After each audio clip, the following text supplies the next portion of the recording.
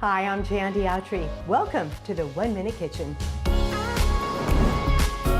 It's called a Cubano, and these days it's the king of sandwiches. This Cuban sandwich is great because it's grilled after it's filled. Here's what you'll need. A good bread like a crusty Italian or Cuban bread, some Swiss cheese, some nice ham, pickles that I sliced thin, mustard, and pork. It can be any cooked pork, sliced or shredded.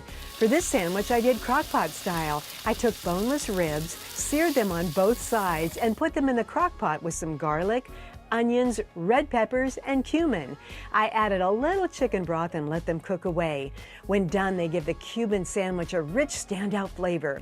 Now for the assembly. Butter the bread on the outside and spread mustard on the inside. Swiss cheese goes on both sides.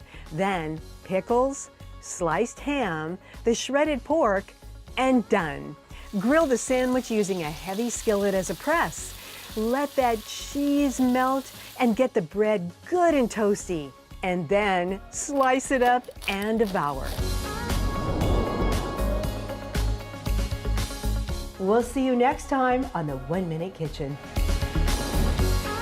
1 Minute Kitchen proudly presented by these sponsors.